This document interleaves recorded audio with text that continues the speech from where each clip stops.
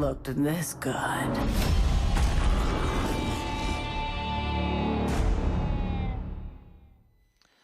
Welcome back to the HGC. We're getting set up here for our 5th game in this best of 5 series. Tricked Esports has seemed to do what we consider the impossible here and tie it up 2-2 against their opponents, the Misfits. We're getting ready for game number 5. So, exciting stuff so far. This triple warrior lineup seems to be disabling the Ragnaros comp. The more I think about it, Toronto's actually really solid against Ragnaros. Yeah,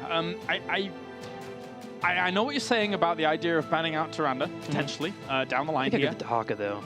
I'm 50-50. Yeah. I agree with what you're saying, because not only is she providing the Hunter's Mark, but also she's providing the Starfall, which normally against a usual composition, you just move out of and it negates all of that damage. But when you're against a triple warrior, it's very hard to just move out of it in a team fight. Yep. You know that you have to get something done in the team fight to actually like solidify yourself moving forwards, but then at the same time, they're holding you in. Yeah. They're holding you in for a long, and it does a lot of AoE. And I think if you get rid of the Dahaka, you get rid of the flanks that are coming your way. So let's find out which battleground we're going to for game number 5. We just finished up on Dragonshire. So we now have Warhead Junction, BOE, and Curse Hollow available. Warhead Junction will be the final pickup here for Tricked Esports. Okay then. So that kind of, I feel like, answers that bit of the question. It is the Dahaka, like for this map. Yeah, Dahaka. Dahaka is just, well, mental, basically. And at the same time, I don't know if Triple Warrior works as well on this kind of battleground. It's it's huge. You still have the Cinder Ghost Cheese that we saw earlier from Arthas. We've had an Arthas ban last time, which was helpful in dealing with that came your way, but it's great on Warhead Junction, especially if you have 1 or 2 nukes to back it up. You get keeps easily, you set up for the push, if you grab a boss, while the boss isn't the strongest boss in the game, still strong for pushes. I think while it's not my favorite composition on this map, I think Tricked Esport has to say, we have just won against Misfits 2 games in a row with Triple Warrior. Let's just do it again. And if we take the series, then we're the only team that's beaten them in HGC Europe. I think that has to be the play, surely. Yeah, that holds a lot of weight here. You know, just kind of go for it all. Game 5, you brought it to at least Game 5 in this series. Something to note, too, is Dahaka, remember, was actually 0-5 before today's matchups. Now suddenly getting mixed up here. He's currently 2-5, but a 2-0 victory today. So seems like we're starting to click a little bit for the Tricked Esports. And this is the team that many were afraid of coming into the HGC. Before we even started everything, everyone was constantly saying Tricked Esports has a lot of potential. Now, can they take that potential and ride it through and finish out the Misfits here? Let's find out. Imagine if they do. Imagine if they do. Tell your friends out there that this is going on with the hashtag HGC. Dahaka is the ban. It's warranted more on this map than it would have been on another map, so it's no surprises. Misfits now will get their first selection. Malfurion has always been a pickup for them, but they move into Falstad. You have to account for globals when you move into Warhead Junction. Instant Tychus, instant Zeratul. So, double warrior, probably, off the back of this. Now, what's interesting is about Zeratul is he kind of acts as that pseudo Roma, the pseudo global, I suppose, because you just kind of don't know where he is at any given time. So, they love their Tychus, and I really like to see the Zeratul coming out, to be honest. And his value goes up a solid amount because of Void Prism being so good at getting nukes that pressure down your keep. You can use it defensively as well as offensively on this battleground. In fact, most of the time you see Zeratul banned out, but with it being the Dahaka ban, suddenly they're able to grab their Zeratul here on the left. I wonder if Ethernal is going to be showing us that today. And that kind of is what makes the mix-up a little bit odd here, is that I think that last game would have been different if Misfits hadn't banned Tassadar first. I think if they'd forced their opponents to ban Tassadar instead, then they could have had Falstad and it could have been a completely different game because of the rotational potential. But Varian and Rhaegar come out, so I like that. So we have hard engage and we have boss control for Misfits. They prioritized Rhaegar over Malfurion. I guess just because he's a more mobile Wolfman ghost. He can keep people alive, and honestly, you're able to help out against Tychus when he's burning you down with your Ancestor Healing. So, solid pickup here for Rhaegar.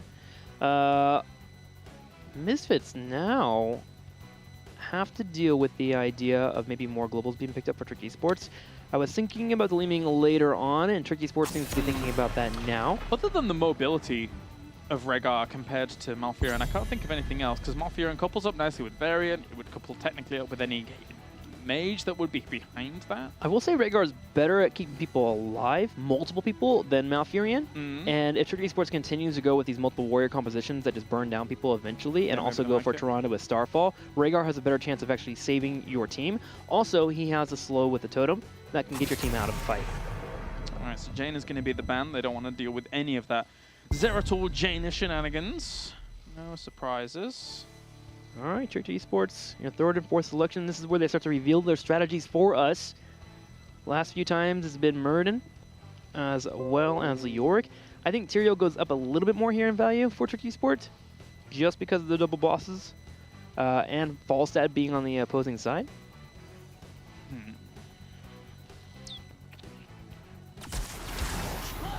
They are not biting. They go for Arthas here and Ragnaros. So taking away the Ragnaros from Misfits. I need to look back. Have we actually seen Ragnaros played by Tricky Esports? Yes, a few times actually. Yes. A while ago, yeah. Yeah, that was and Rem has already played it as well. The first couple of weeks. So we do have our Ragnaros players now. Arthas, Zeratul, Tychus. So now that Cinder Ghost of Potential we talked about earlier is available, especially compounded here with Ragnaros Molten Core. Can you imagine a boss rush with a couple of nukes, Cinder Ghost on a keep, and then you kill the keep and turn into Molten Core? You can just snowball a fight. Misfits needs ways to deal with this. Yeah, so the setup here, Ragnaros being with Rema, and then probably Eternal on Zeratul and Arthas, Alex Pro G. That's kind of cool. I think you need another tank here. I think Misfits need to be a little bit more durable. You say that, but they very rarely go double warrior. Yeah, but I think they have to adapt here. Maybe? Yeah, I think... maybe. I mean, they're not going up against... I think them not going up against triple warrior, I think they're okay with the solo warrior. Oh! Uh-oh. Wow, so... Nazebo and the Lost Vikings. Now, this is a staple for Hasuabs. Yes. We haven't seen it in a long time. But with it being on this battleground, the Global's being choked out here by Misfits with Dahaka being taken away and Falsa being picked up, the Vikings have free reign to grab multiple nukes. The only answer here is to pick up a right wing. Tricky Esports does it immediately here, just to make sure they have some kind of global to help out, but the Vikings can be quite the nuisance. I'm wondering if this was their plan all along, because Falstad as a first pick is a great pickup when you're wanting to eventually go Vikings. The one... I mean, it's not, for me, it's not even Brightwing that's the one wrench in the one spanner in their works. It's actually the Zeratul. Zeratul's a pretty good Viking hunter as well. Obviously, Dahaka would have been the glorious god of being able to deal with that aside from Falstad, but they banned that out first. Very, very strong on Warhead Junction. Yeah, and Tricky Esports was that with this idea of maybe actually going for a snowball push. They could go for Grim Task, get themselves set up pretty well here with that Zeratul. They're going to have to go for an incredibly aggressive play, but luckily for the Misfits, they can control the battleground here, and if again they can play around that Zeratul, they're in a great spot. Hasuabs has one of the best Vikings you can find in Europe. Yeah, he really does. All comes from that StarCraft background that's pretty good for that multitasking, actually. Yeah. Even though it's a Protoss, you can't say, no, Protoss can't multitask. Yes, they can, a little bit. I do want to ask you, though, do you like the Nazebo as a fifth pick? Do you think it's worth it here when you're going with the Vikings? I don't mind what is in the four-man too much as long as you've got Falstad for Gust. Sure. As long as you've got that potential to disengage, because you always know that you're going to be it's going to be fraught with danger if you don't have Gust. So that's the only linchpin that I really care too much about. Technically, Zombie Wall and Gargantuan is very good for slowing down your opponents from fighting you as well. Yeah. So I think they have great disengage tools. And that actually makes sense for the Rhaegar as well. Just having the totem, we don't want to fight.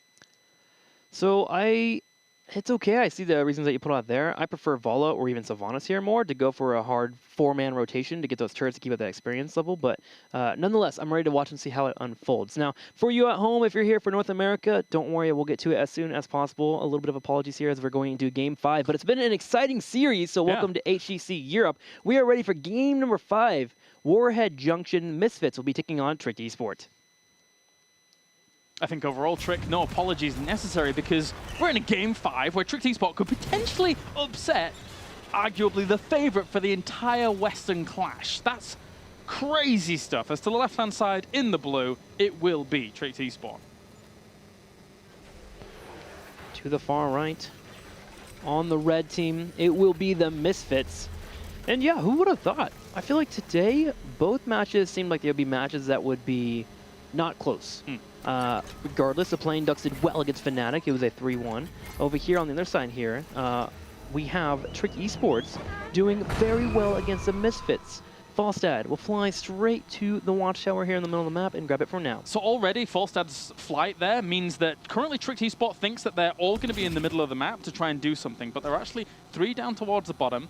Thankfully for Trick Esport, they have separated off everybody across all lanes, not even wanting that fight towards mid, so that they can respond to any kind of tower pressure as Falstad goes down there to assist that. Nazeebo is very good in that tower pressure. You can drop the zombie wall at the towers, and that soaks up a little bit of those shots to start.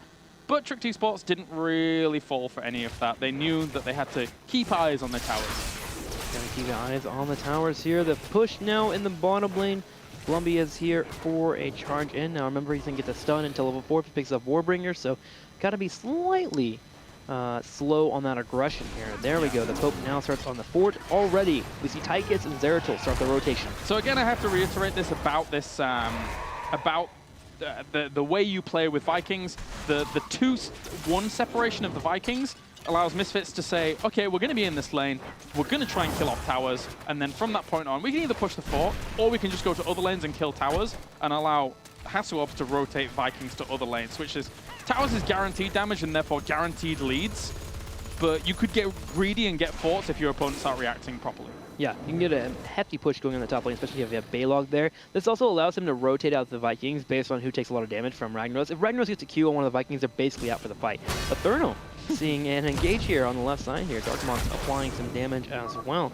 As the altars, the warheads will now deploy in the next 15 seconds, one to the very top and one to the very bottom. And this is where the Vikings become a pain to deal with. Yep. Of course, here on Warhead Junction, you don't want to be losing that uranium. You can do very bad things with that uranium. So very, very important to make sure that that doesn't fall into the wrong hands, Trixler.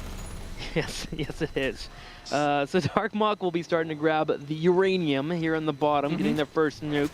We had 2 Vikings in the top. Ragnaros is chasing away Baylog while Hasselhoff works on grabbing his own nuke. Eternal with the slight patience there. Nicely done. We'll finally be able to take out Eric of the Swift. Not fast enough today. No, not at all. Even with that level 4 talent, as you just mentioned. So, sorry, little fella, as they're going to look for any kind of rotation. It's 1-for-1 in terms of the nuclear warhead race that we're seeing here between these two. And Rema will just hold on to his for now. Look to maybe nuke top, but yeah, Misfits is far away. He can probably get away with that.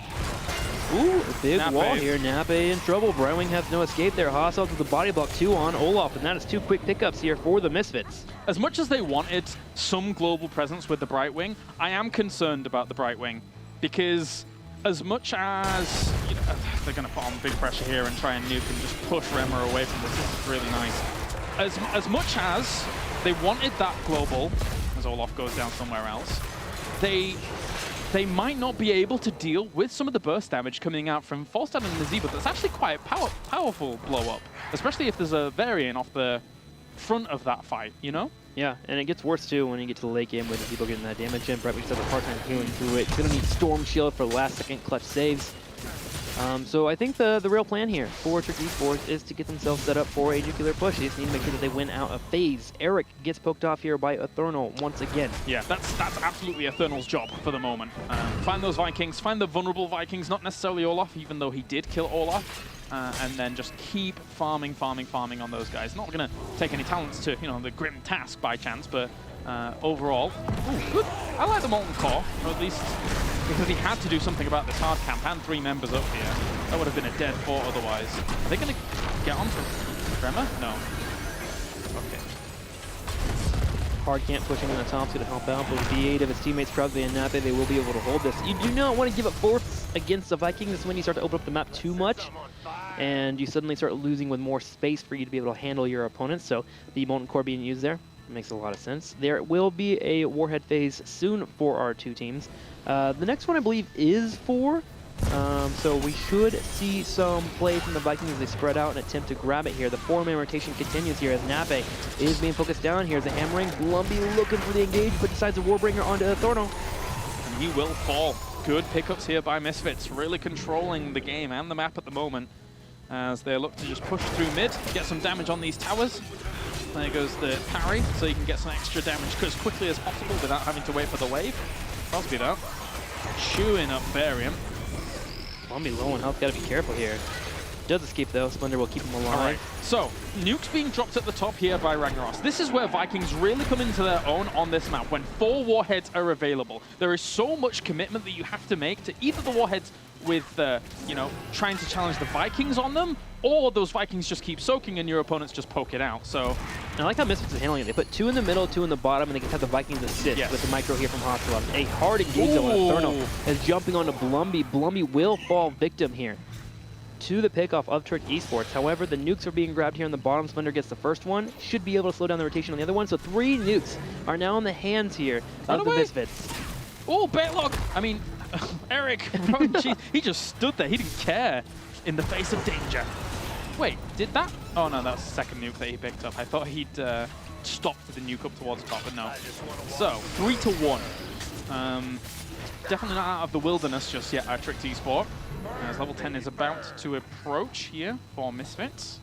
Here it is, level 10. 2 nukes here on the bottom left to push in for a 4th. They're moving aggressively to move in for the helmets here. They have a slight window, just attempting to apply some more pressure on the map, especially with 3 being in the middle here, trying to jump on Olaf. Olaf retreats there. Hasselhoff with that god tier micro, staying alive. Staying alive, doing good. Spin to win with the real spin to win, not the Sonya previously one that I was making fun of. More nukes will land. Alex Pro G can't do much with that. Will be Sindragosa as well as Sulfura Smash, Blink Heal, Commandeer Odin, as well as Void Prison. They're all grouping up here. And Baylok pushing the top lane, all starting in the middle. Misfits are just holding down T-Sports down here on the bottom left. Something that, say, Brightwing and Tychus towards the back are going to have to be careful of is flanks from Play Again.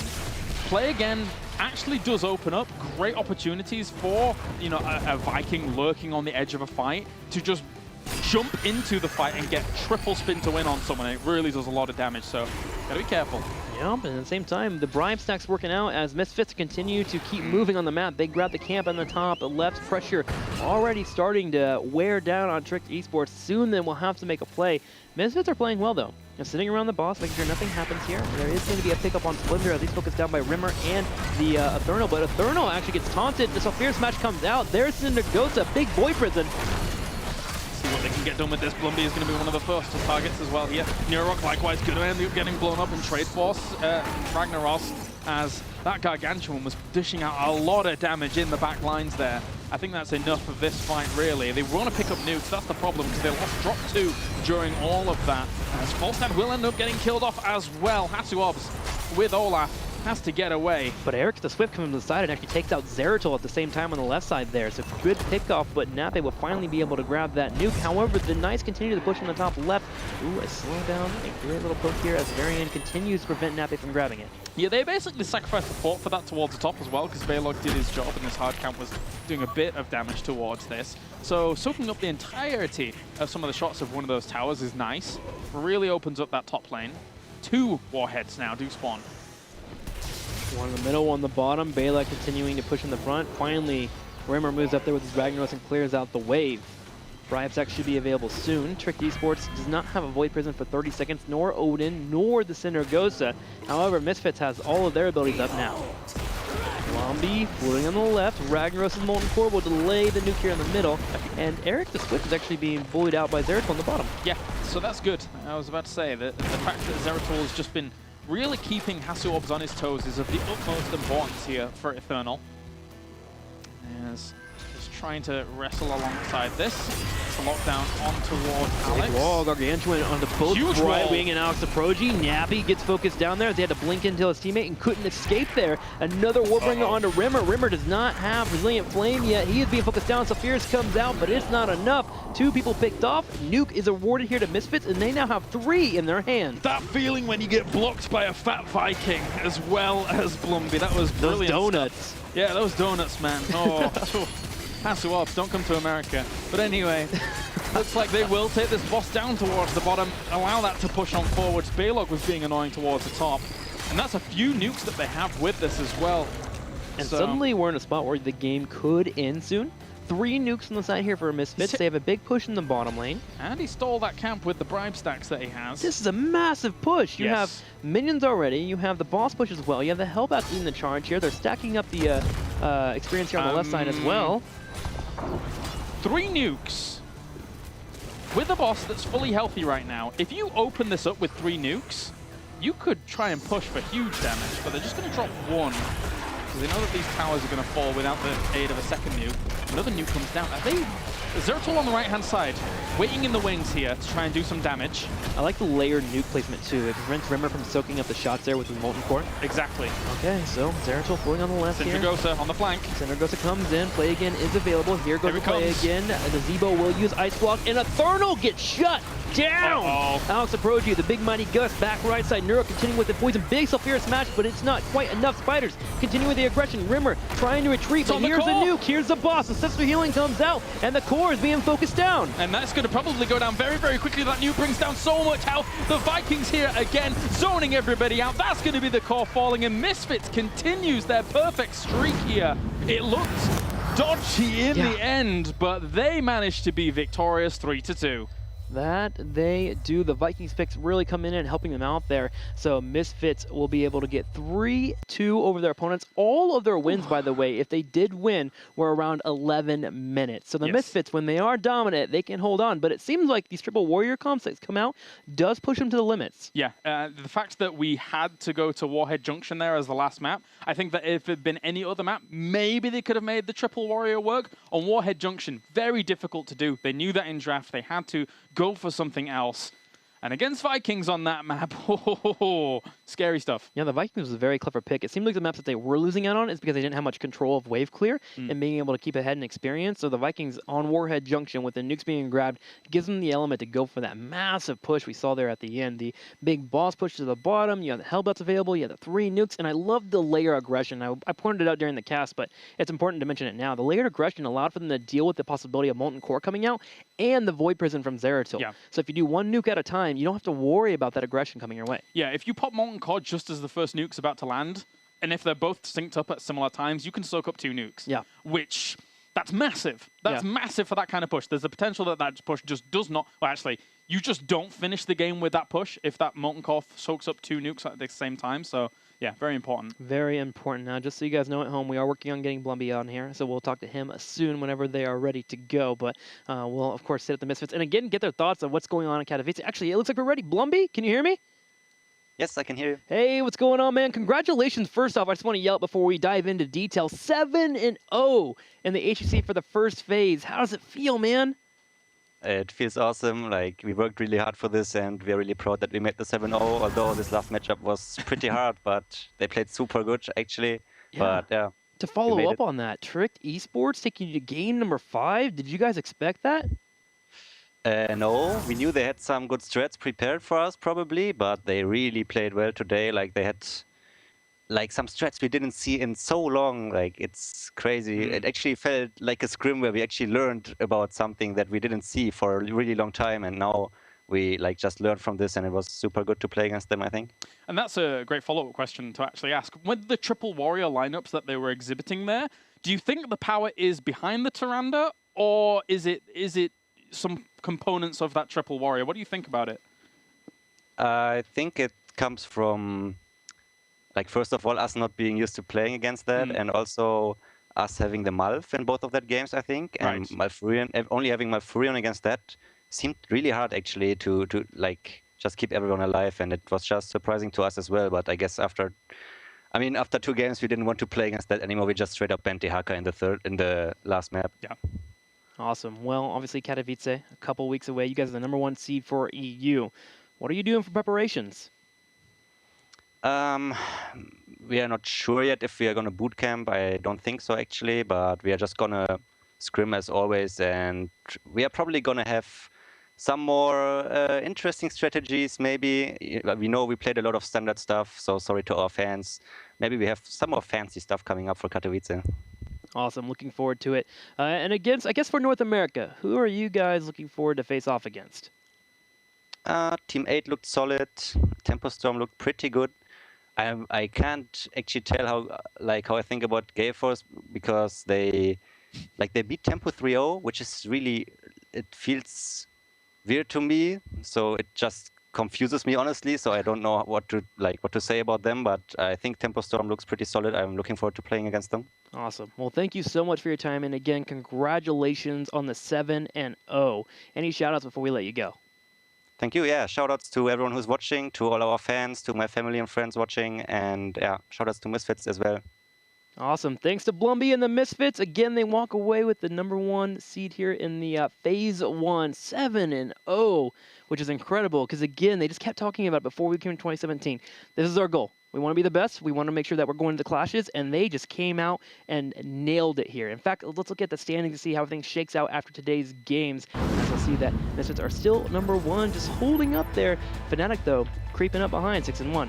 Yeah, so our 3 seeds, I think pretty much confirmed, looking at that, so that's very nice to see, with 1, 2, and 3.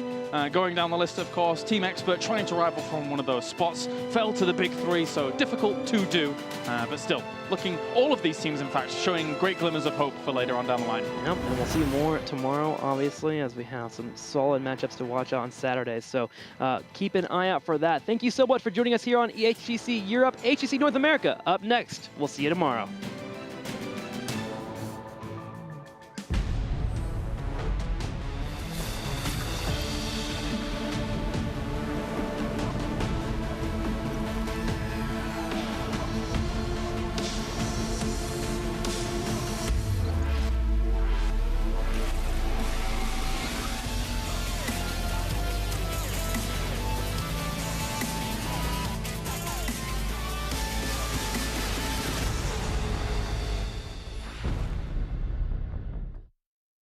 Sombra, it's on you now. I'm all over it.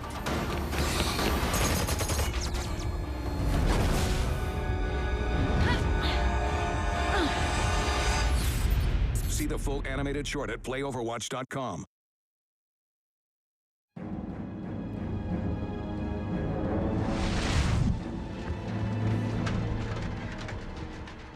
I was once a far strider.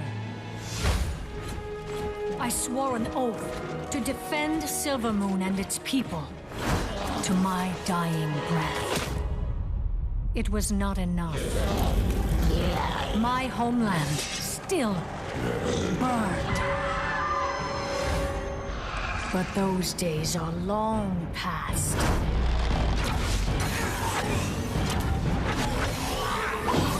And history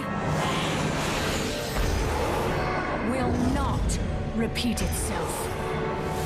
I am Sylvanas Windrunner, Queen of the Forsaken. And if you will not serve me in this life, then you will do so in the next.